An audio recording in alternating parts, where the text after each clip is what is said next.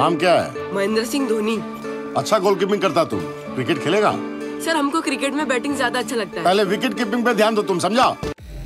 ভারতের কোনো ক্লাব ফুটবলে গোলকিপিং করেই হয়তো জীবনটা কেটে যেত মহেন্দ্র সিংহ ধোনির, যদি না কেশব বন্দ্যোপাধ্যায়ের চোখে তিনি পড়তেন।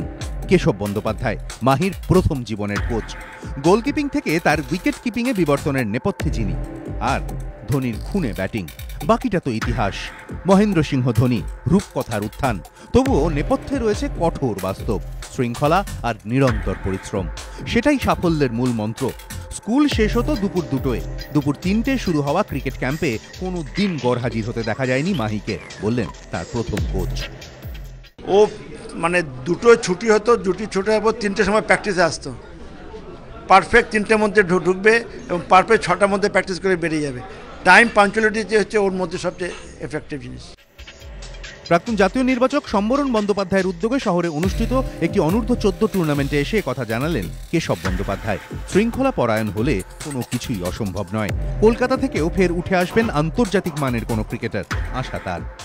খেলাধুলা 19 বছরের পর কী হবে, 22 বছরের পর কী হবে সেটা কেউ জানে না, কিন্তু খেলতে গেলে যে ডিসিপ্লিন আসপেক্টটা দরকার সেটা 14 বছর থেকে 12 বছর থেকে ডেভেলপ করতে হবে। শহরের খুদেদের দিয়ে গেলেন ধোনি মন্ত্র। শৃঙ্খলার মন্ত্র কি বাংলার 22 গজ থেকে উঠে আসবেন নতুন কোনো তারকা? প্রশ্ন ক্রিকেট প্রেমীদের। কুন্তল চক্রবর্তী, এবিপি আনন্দ, কলকাতা।